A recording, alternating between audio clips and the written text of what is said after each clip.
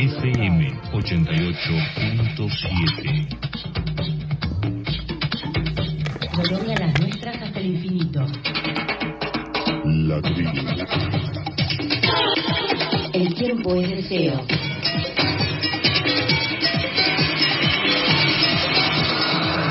Encendida.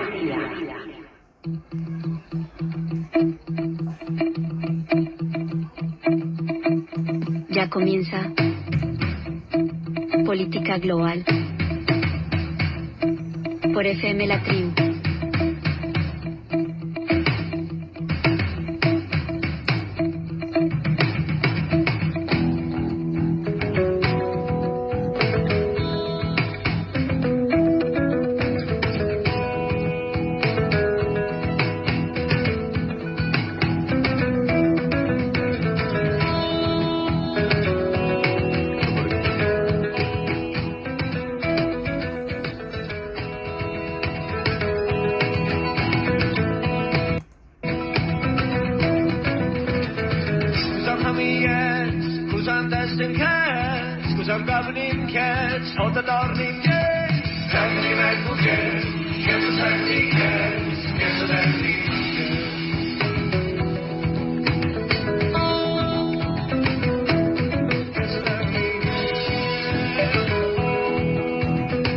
Buenas tardes, ¿cómo están? Arrancamos el segundo programa de Política Global en La Tribu, esta emblemática casa con parlantes ubicada aquí en el barrio de Almagro, un emblema de la comunicación comunitaria, la radio comunitaria, la comunicación alternativa. Como ustedes saben, el tema casi excluyente de la agenda política internacional esta semana ha sido el conflicto palestino-israelí a raíz del ataque masivo que hubo el sábado pasado por parte de Hamás en territorio de Israel. Vamos a hacer, por lo tanto, un programa especial dedicado a este tema para tratar de aclarar, comprender un poco mejor de dónde proviene este conflicto, cuál es la disputa, porque estamos viendo un tratamiento de los medios hegemónicos muy parcial y sesgada y, por supuesto, nosotros ya condenamos el hecho el sábado pasado, nos agarró en pleno primer programa, no compartimos, ni mucho menos justificamos, ni reivindicamos los métodos utilizados por Hamás, pero aquí hay un contexto de un Estado que está llevando a cabo una política opresora sobre un pueblo con un régimen de apartheid, donde no gozan de derechos, están encerrados casi en una prisión a cielo abierto como es actualmente Gaza, donde ya la represalia israelí se está sintiendo con todo rigor. Hay más de 500.000 de desplazados. Hoy dieron un ultimátum, están dando todavía, en cualquier momento van a hacer un ingreso por vía terrestre. Hubo bombardeos indiscriminados, hay muertes de civiles de ambos lados, estamos hablando de un desastre, más de 3.000 muertos de ambos lados. Por supuesto vamos a tratar el tema con mucha seriedad y con mucho respeto porque es un tema sensible, pero quienes siguen nuestro portal politicaglobal.ar saben que tenemos una posición clara al respecto y vamos a tratar de ahondar un poco este tema para comprenderlo mejor. Vamos a tener un invitado que nos va a estar también ilustrando al respecto, pero arrancamos un poco para amenizar con un tema musical. Vamos a escuchar a la banda de hip hop palestina DAM. El tema se llama Min Irhabi, ¿quién es el terrorista?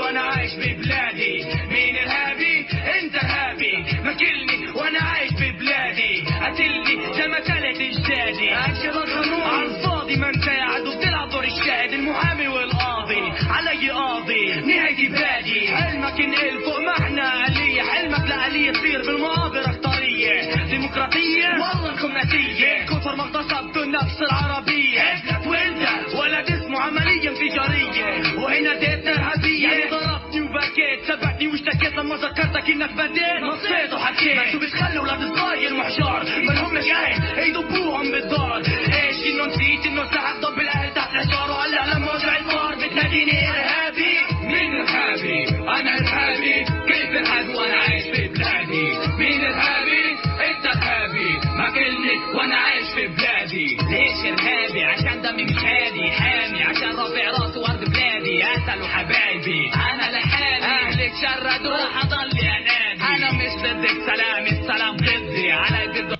ايدي تراثي بده يمحي واللي بيحكي كلمه بشد ورا همه بيكون زلمه تعملوا منه رمه ومين انتو لسه امتى خبرتوا اطلعوا قد شتلتوا قد شتمتوا امياتنا بيبكوا ادبياتنا بيشكوا اراضينا بيخفوا انا بقولكم مين انتو خبرتوا بزلا احنا كبرنا فقر من كبر بوسع ومن كبر بجوحه صار في داعي عملتوا منه اجرامي وانت يا ارهابي بتناديني ارهابي مين ارهابي انا ارهابي كيف ارهابي وانا عايش في بلادي مين ارهابي انت ارهابي ما كلني وانا عايش في بلادي انت ببطل ارهابي لما تضربني كف واعطيك حد تاني كيف تتوقع مني اشكر اللي اتاني تعرف ايش انت ولي كيف دكياني راكع ركبي وعيني مربطات عيون بالارض وجثث زلزال بيوت مهدومه عائلات مشردات اطفال يتيمه حريه بكلبشات انت عمر انت قلت احنا بنقبر ما علينا بنصبر وجعنا بنصدر اهم شيء انك تحس بامان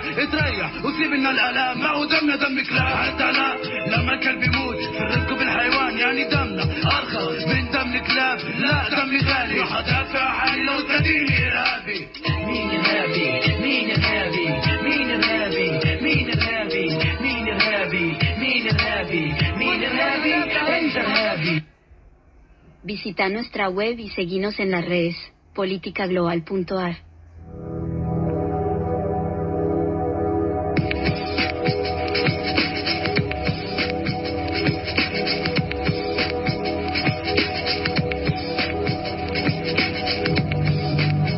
Bueno, el sábado pasado, como saben, hubo una lluvia de misiles sobre Israel.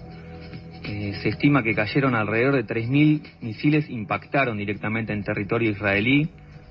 Hamas lanzó alrededor de 7.000 proyectiles. Hubo una falla grave de seguridad y de inteligencia, todos están señalando por parte de Israel. Fue el peor ataque en los últimos 50 años. Estamos hablando de 1.500 víctimas, más o menos, los últimos números están dando eso por parte de Israel. Hay otras tantas víctimas en Palestina, por supuesto hay muchos civiles. Hamas además hizo un ingreso por vía terrestre en Israel, rompieron la muralla que está todo alrededor de la franja de Gaza, se infiltraron por allí muchos miembros de la organización, también por vía marítima y también por vía aérea, con parapentes. Bueno, estuvieron circulando muchas imágenes, videos al respecto, estuvieron matando civiles, tomaron rehenes, tomaron incluso cuarteles en el sur de Israel, tomaron rehenes tanto civiles como militares, policías, un hecho, la verdad, muy violento que se desató el sábado pasado, que como respuesta obtuvo una respuesta aún peor y muy feroz que está haciendo Israel, como era de esperarse.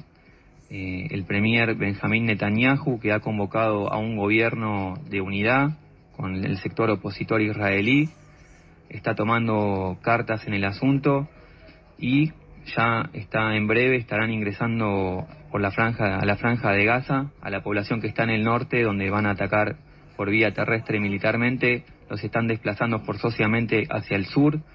Hay información circulando de todo tipo, hay muchas fake news, vamos a ser muy prudentes al respecto.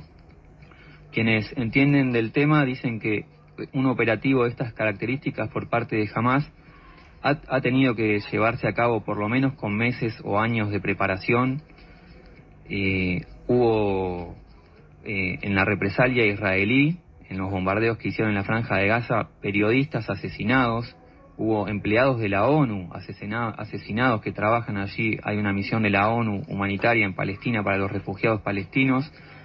Incluso desde Hamas señalaron que hay cautivos israelíes que estaban tomados como rehenes por parte de Hamas, fueron víctimas de los propios bombardeos israelíes. Una situación humanitaria catastrófica, y es un conflicto que constantemente desde hace décadas vemos que cada tanto se agrava y escala alarmantemente, por momentos se calma un poco. Estamos justo en los 30 años de los acuerdos, a los 30 años de los acuerdos de Oslo, que se llevaron a cabo ahí con la intermediación del presidente de Estados Unidos, Bill Clinton, el premier de entonces israelí, Isaac Rabin, y el líder de la autoridad palestina, Yasser Arafat. Firmaron unos acuerdos en el cual principalmente lo que se resolvía era una salida, una solución al conflicto a través de la formación de 2 estados.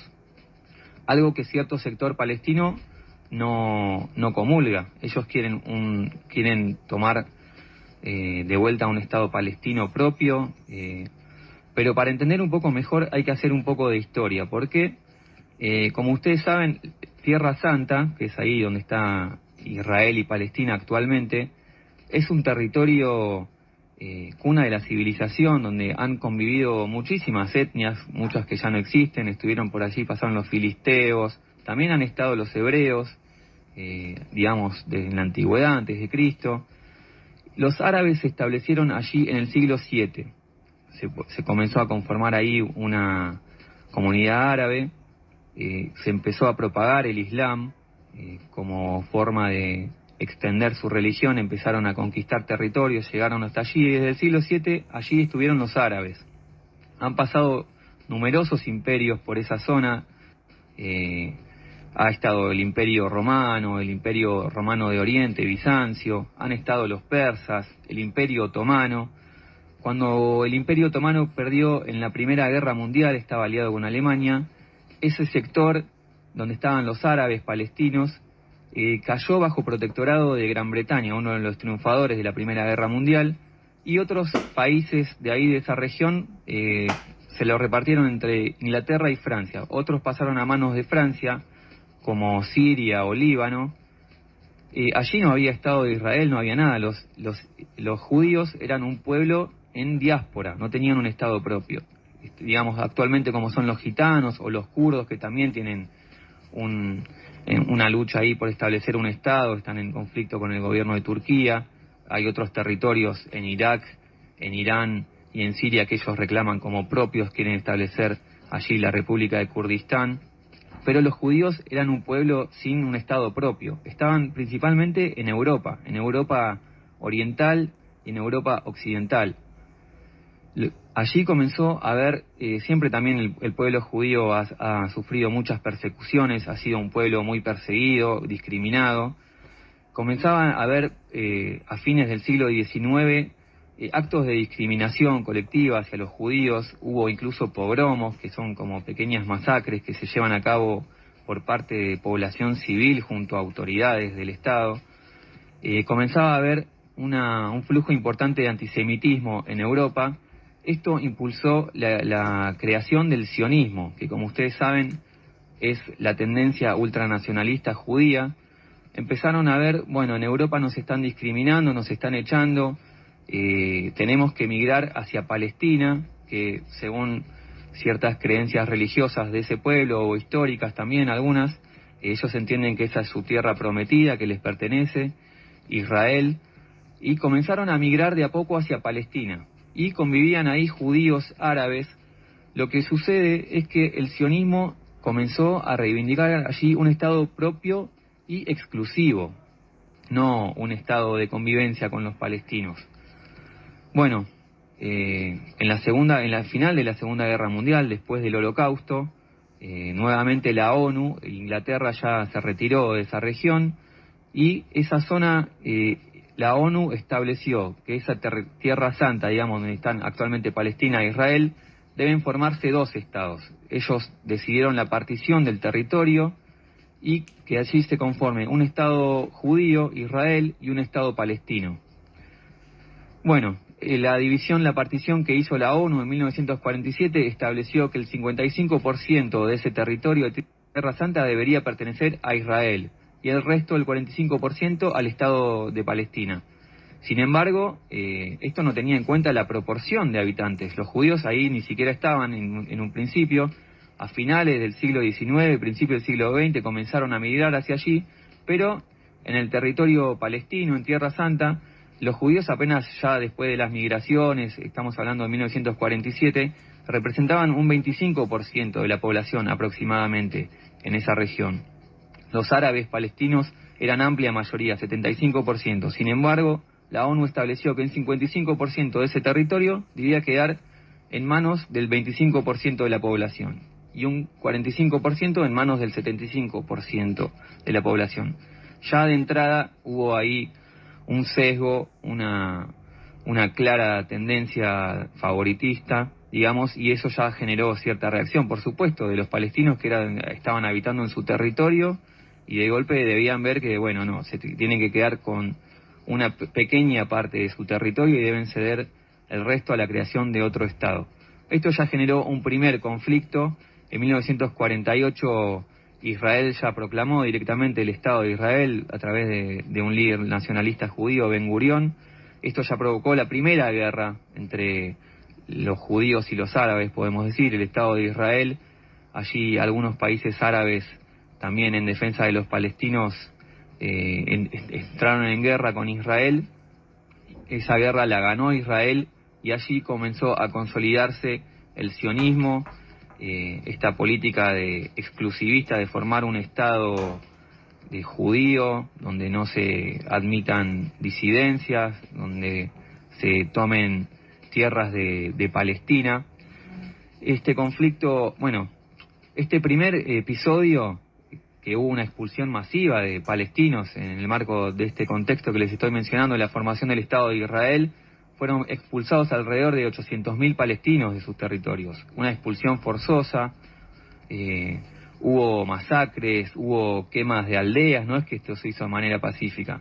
Los palestinos fueron expulsados de sus tierras de manera violenta, y esto ya comenzó, digamos, empezó mal la historia, ahí ya por supuesto se generó un conflicto que es el antecedente de todo lo que se está viviendo hasta estos días.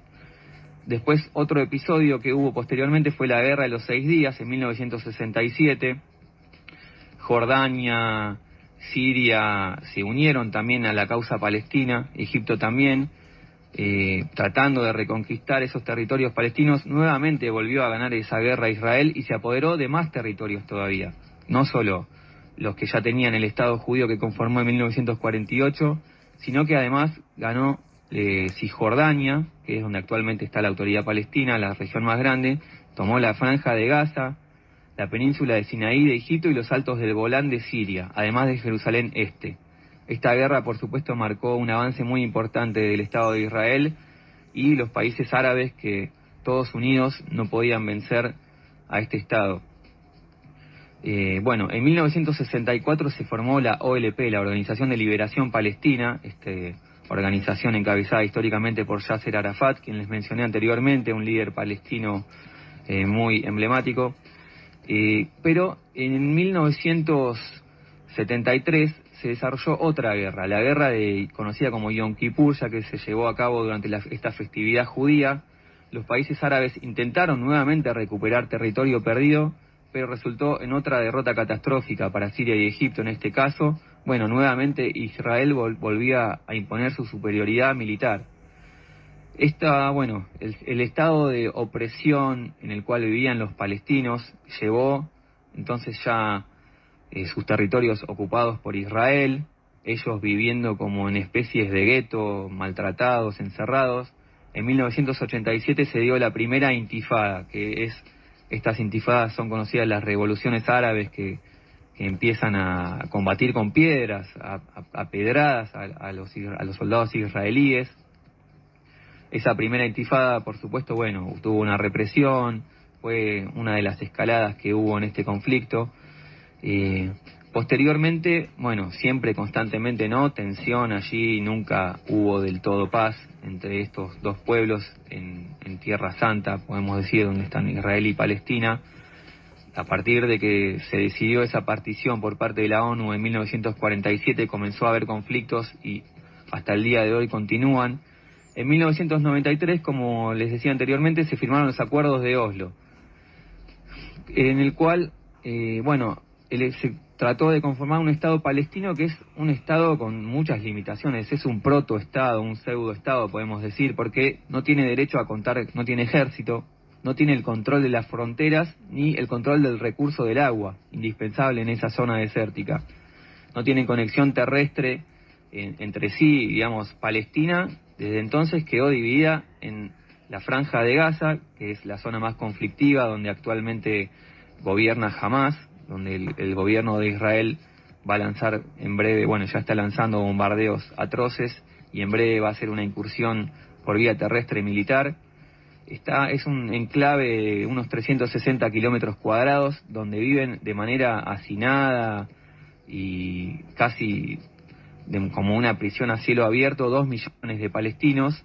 Y está Cisjordania, un poco más hacia el centro, una región más grande, que es la otra porción del Estado palestino. Es decir, la autoridad palestina o el Estado palestino son 2 territorios separados entre sí. Uno más moderado, que está gobernado por Al-Fatah, el partido fundado por Yasser Arafat de la OLP, que es más bien moderado, y está la Franja de Gaza, que ahí ya sí, es todo amurallado, donde viven prácticamente segregados, con control absoluto por parte de Israel. Viven hacinadas 2 millones de personas, donde no tienen ni siquiera electricidad constante, tienen apenas una pequeña planta de energía nuclear que les puede proporcionar electricidad algunas horas al día, donde viven con muchas carencias.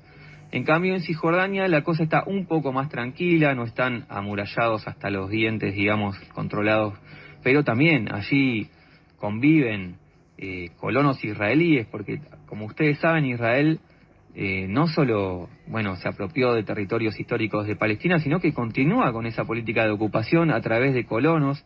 Esto está abiertamente reivindicado por el premier israelí Benjamín Netanyahu. Él lleva a cabo una política de ocupación de territorios palestinos, siguiendo ocupando en Cisjordania a través de colonos, que son muchas veces agresivos y también maltratan a los árabes.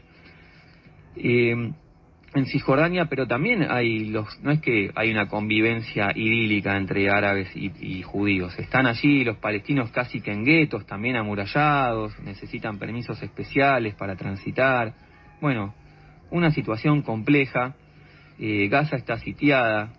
En 2000 hubo una segunda intifada, esta rebelión de los árabes con piedras.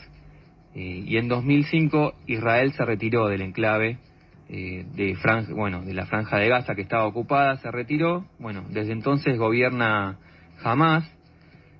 Tanto Hamás en la Franja de Gaza como en Cisjordania, Al-Fatah, hace muchos años que vienen gobernando sin elecciones. También hay allí una crítica del propio pueblo, de algunos sectores pro-palestinos, de que también hay una pequeña casta política ahí que está un poco más privilegiada y acomodada y defiende sus intereses de gobernar, tanto por parte de Hamás como de Al-Fatah, el partido un poco más moderado que está en Cisjordania. En 2007 ya hubo una posición de bloqueo terrestre y marítimo tras el triunfo electoral de Hamás. En 2007 Hamás ganó las elecciones, desde entonces viene gobernando en la Franja de Gaza y desde 2007 es que están así asediados en la Franja de Gaza por parte de Israel. Hubo una serie de pequeños conflictos también a partir de entonces. En 2008 la operación Plomo Fundido, que dejó alrededor de 1.400 palestinos muertos. En 2012 la operación Pilar de Defensa, 167 palestinos muertos. 2014 el operativo Margen Protector, con más de 2.000 víctimas palestinas. En 2017 una tercera intifada, ya un poco menor. 2018-2019 marchas en la frontera por el derecho al retorno. Unos 250 manifestantes asesinados. Esta es una nueva modalidad que incorporaron los palestinos de la marcha del retorno y del regreso a sus tierras históricas. En 2021 también hubo nuevos bombardeos.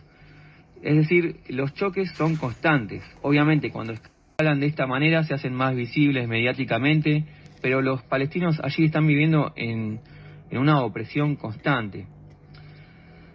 Bueno, en fin, llegamos hasta esta situación que el sábado pasado escaló, la verdad que de una manera imprevista, inesperada, insospechada. No se consideraba que Hamás tendría tal poder de fuego y de organización. Y estamos viviendo esta situación actual, que es lamentable, por supuesto. Nosotros lamentamos todas las víctimas de ambos lados. No estamos hablando de manera, muy seria y respetuosa. Estamos simplemente contextualizando este conflicto, las raíces históricas y de dónde proviene. Y creo que la pregunta que escuchábamos en el tema que escuchamos anteriormente del hip hop de esta banda palestina, Dam, ¿quién es el terrorista? Cabe hacerse la pregunta. Desde luego, volvemos a repetir, Nosotros no reivindicamos el accionar ni los métodos utilizados por Hamás, que además es una organización confesional, digamos, es una organización islamista, no es laica como Al-Fatah, y bueno, tiene un condimento allí de fundamentalismo islámico que tampoco reivindicamos. Pero está claro también que principalmente con este gobierno de Netanyahu, que es un abierto sionista y discriminador, Israel está llevando a cabo una política de opresión hacia una minoría que está con su legítima derecho de resistencia. No compartimos los métodos, pero ellos están defendiendo su libertad de vivir dignamente y libremente. Los pueblos oprimidos, como en este caso los palestinos, tienen derecho a luchar por la igualdad y por la dignidad y por la libertad. Por supuesto, nosotros condenamos los métodos terroristas utilizados por Hamás, pero mientras más opresor es quien te está oprimiendo, más violento va a ser tu reacción, que es lo que estamos viendo en este caso. Cuanta más violencia ejerce el colonizador para someter al pueblo ocupado, más se transforma en un monstruo y más dura se vuelve la resistencia. Esto es lo que está pasando actualmente el conflicto con Israel. Hemos tratado de resumirlo, por lo menos un breve contexto histórico. Bueno, vamos a un corte ahora y después regresamos para seguir charlando el tema con un invitado muy especial.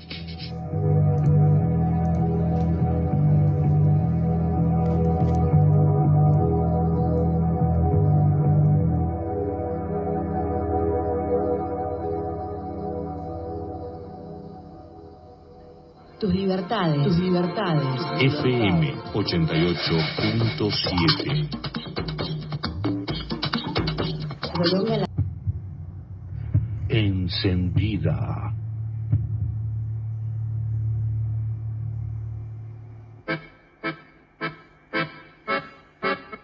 Los sábados de 17 a 18 en la tribu escucha Política Global. Temas de la actualidad internacional que no vas a ver ni escuchar en los grandes medios.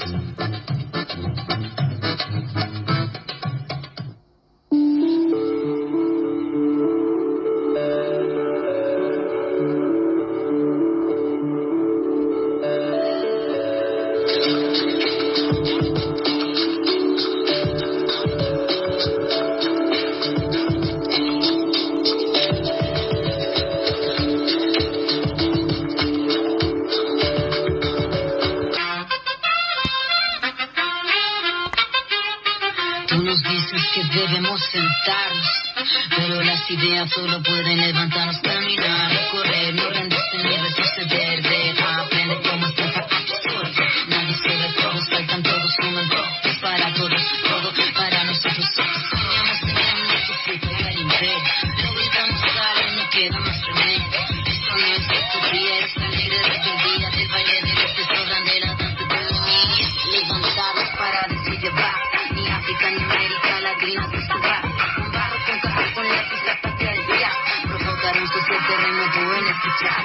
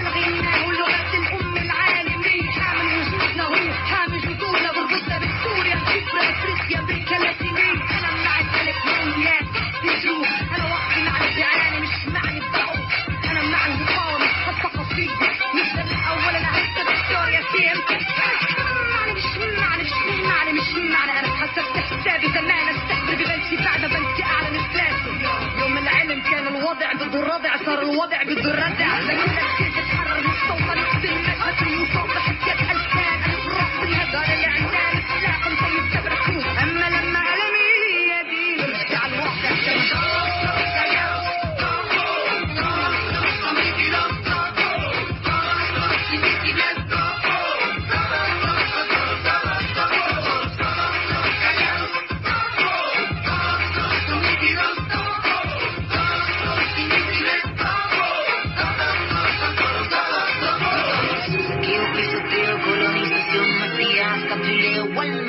mil veces venceremos del cielo al suelo y del suelo al cielo vamos. Caballito blanco, mueve va tu pueblo, no te tenemos miedo, tenemos vida y fuego. Fuego en nuestras manos, fuego en nuestros ojos, tenemos tanta vida que esta fuerza color rojo. La niña amarilla no quiere su castigo, se va a liberar con el suelo palestino. Somos africanos, latinoamericanos, somos este sur y juntamos nuestras manos.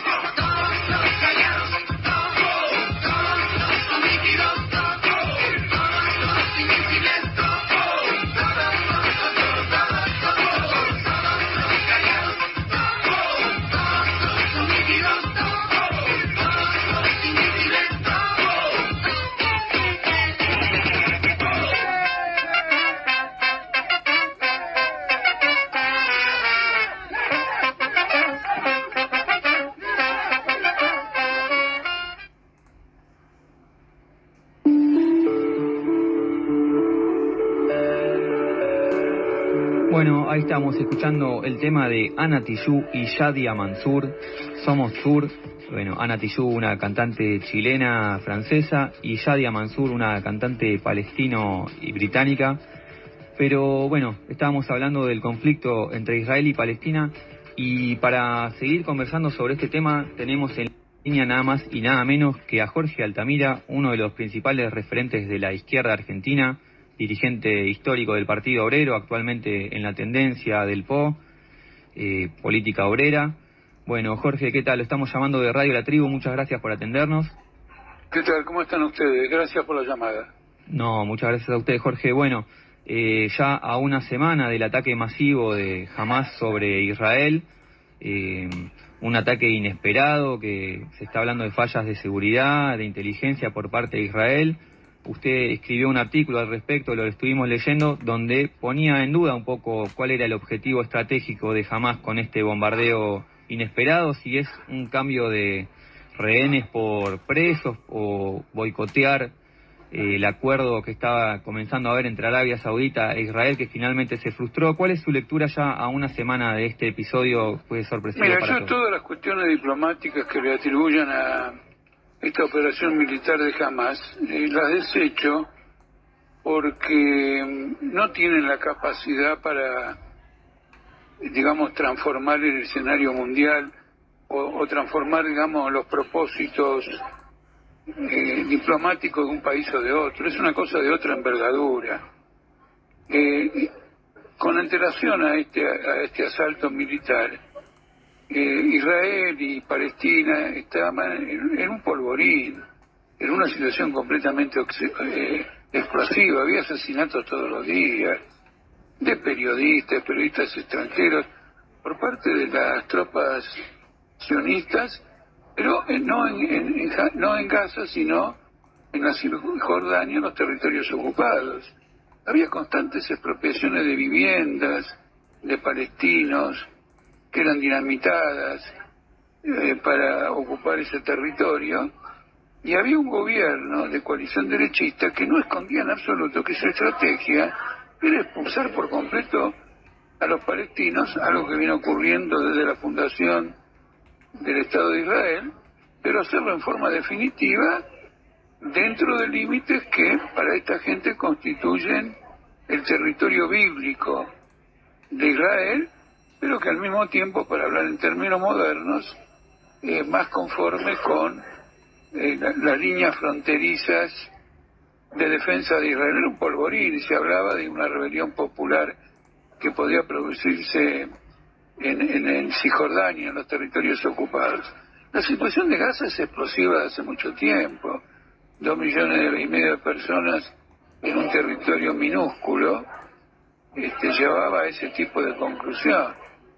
Por lo tanto, entiendo que la acción de Hamás tiene la importancia. Bueno, quiero agregarle algo que es absolutamente fundamental. Al mismo tiempo que ocurrió esta descripción que yo le doy, dentro del Estado de Israel había una crisis política de magnitud.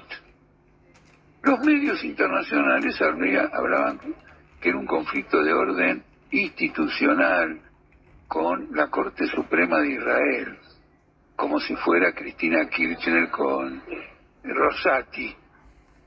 No, tenía otra trascendencia. Aunque la Corte Suprema avalaba los procesos de expropiación que los colonos derechistas de Israel ejecutaban contra los palestinos, al mismo tiempo tenía en cuenta una serie de consideraciones, a veces los rechazaba, se movía en función de un equilibrio en donde este tipo de expropiaciones no desataran una crisis internacional. Por eso se la procuró anular en el siguiente sentido, de que la Corte Suprema iba a perder las facultades de constitucionalidad. El Parlamento podía hacer lo que quisiera y nadie que apelara a la Corte podía recibir de la Corte un amparo por razones constitucionales. Detrás de este conflicto estaba la colonización de los territorios ocupados de Cisjordania.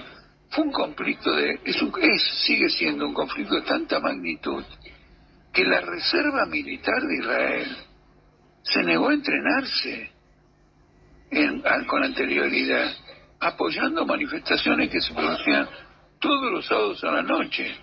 Es decir, que estaban discutiendo cuál era el destino final de Israel, circundada por un conjunto de poblaciones árabes, pero fundamentalmente con una población palestina enorme, tanto en Gaza como en los territorios ocupados.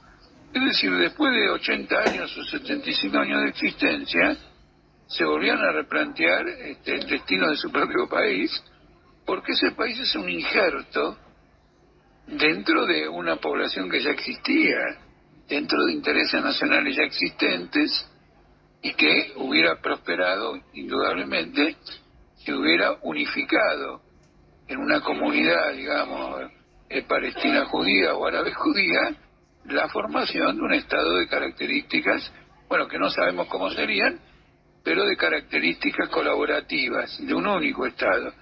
No es lo que ha ocurrido.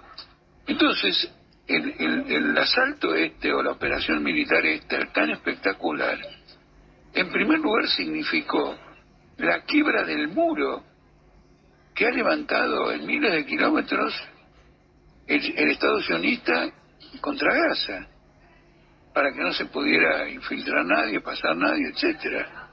Es decir, que destruyeron no ya un armado concreto para impedirlo, sino un símbolo político significativo. Y al mismo tiempo hicieron una operación militar de envergadura en la que pretendían demostrar la vulnerabilidad, no ya momentánea o militar del Estado de Israel, sino su vulnerabilidad histórica. No se puede vivir rodeado de poblaciones a las cuales uno le ha quitado todo. Gaza es sorprendente por lo siguiente: Gaza está en las costas del Mediterráneo, pero no pueden salir a pescar. Esas costas mediterráneas son de Israel. La luz viene de Israel, el gas viene de Israel, los alimentos vienen de Israel. Los que compiten con los alimentos de Israel, en particular en Cisjordania, son erradicados. Esto lo hemos visto en películas de Israel. Hay un arsenal de películas muy lindas, muy interesantes, de directores o productores judíos israelíes que describen muy bien toda esta situación. Entonces, ¿qué ocurre? En la interpretación que yo desarrollo en esos artículos, este ataque militar puso en evidencia una implosión política general, estratégica, del propio Israel. Este es el carácter, digamos, explosivo de lo que está ocurriendo. Y la respuesta que está dando Israel es efectivamente la que uno le imputaba como proyecto hasta ahora. porque quiere echar a toda la población de Gaza, según algunos medios muy importantes, muy reputados, Financial Times, Wall Street Journal, no le digo pasquines, para que se alojen en el Sinaí, que es territorio egipcio. Es decir, completar un trabajo de limpieza étnica y de erradicación de la población nativa que se viene produciendo desde hace 75 años. Mira, anecdóticamente, para ilustrar, hace pocas semanas en Israel hay una gran actividad arqueológica, como usted se puede imaginar, porque es un territorio que alberga la antigüedad más impresionante de la humanidad. ¿Y qué encontraron? Encontraron una ciudad suprimida en la guerra que Israel llama de independencia y los palestinos llaman de catástrofe. Es decir, la guerra esa fue una guerra para limpiar a los palestinos de su propia tierra, y esto continúa y vamos a estar presentes. Tenemos que verlo en esos términos, porque como socialista que soy, no tengo ningún punto de contacto ideológico con una corriente sectaria, nacionalista y fundamentalista islámica, como usted comprenderá. Perfectamente, Jorge. Bueno, de hecho, en su artículo también decía que el Estado sionista está condenado al fracaso. Sin embargo, Netanyahu, que estaba fuertemente cuestionado por esta cuestión que usted señala de la reforma judicial que quiere imponer, hoy sale un poco fortalecido con este gobierno de unidad, que bueno, suele ser común en estos casos.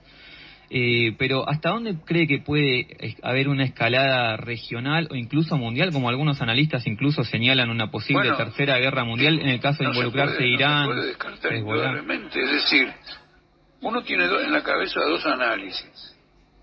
Hay una guerra mundial ahí entre la OTAN y Rusia, en el territorio no solo de Ucrania, sino de Rusia y de Europa. Las potencias internacionales quieren añadirle una guerra que podría ser mucho más catastrófica porque envolvería a muchos más países. Esto es muy importante. Por ejemplo, Estados Unidos ha desplegado la flota, ¿no es cierto?, un portaaviones en el Mediterráneo. La pregunta es la siguiente: para luchar contra Hamas, Israel no necesita ningún portaaviones norteamericano. En mi opinión, creo que hay mucha gente que opina lo mismo, Israel tiene el ejército más capaz del mundo. Le doy un dato: ¿cuánto le llevó a movilizar 300.000 personas? 24 horas. Hace décadas que puede movilizar su ejército, su reserva en 24 horas. ¿Y cómo se explica? De paso le digo una cosa: movilizó 300.000 personas. Los rusos, para movilizar 300.000 soldados en la guerra contra Ucrania, les llevó 2 meses. Es un número absolutamente gigantesco. Entonces, la presencia de la flota norteamericana y otras actividades militares que hay hacen suponer que en caso de que Hezbollah, como ocurrió en el 2006, en un incidente similar pero de mucha menor envergadura, pero que en aquel momento era de máxima envergadura, la perdió con esto que ocurrió ahora. Si Hezbollah interviene porque hay una masacre descomunal, hay un desplazamiento ya de su territorio de 500.000 palestinos de la Franja de Gaza, Estados Unidos prevé bombardear el Líbano. Entonces quiere decir efectivamente que el mundo capitalista en general ha entrado en un estallido de contradicciones explosivo. Es decir, está muy avanzada la idea de arreglar los conflictos por la vía extrema. Se acabó la diplomacia, se acabó esto y se acabó lo otro, que son formas violentas también de dirimir cuestiones, porque detrás de la diplomacia siempre hay una presión muy poderosa, pero la guerra es incomparable frente a la más violenta de las diplomacias. Bueno, yo pienso que eso no puede ocurrir, que incluso si Hezbollah interviniera sería un problema para el ejército israelí, pero no creo que Estados Unidos llegue a bombardear el Líbano. Pero eso es una opinión que tengo en función de entender que no se les puede escapar a tal extremo el control de la situación mundial. Porque una cosa de este tipo va a provocar una desorganización económica fenomenal. Israel, como consecuencia de todas las crisis, de la caída de la demanda china y de las tasas de interés norteamericanas, se encuentra actualmente en un periodo recesivo. Ahí comienzan a haber despidos, etcétera. Una cosa muy interesante, el gran capital israelí, las grandes tecnológicas israelíes, no apoyan a Netanyahu, porque tienen una visión internacional de sus negocios. Netanyahu responde a la fracción de los colonos fascistas. Entonces he visto, por ahora, un interés internacional que además apoya a la Corte Suprema y no al gobierno de Netanyahu. En mi opinión, incluso en el curso de la guerra, Netanyahu va a ser reemplazado.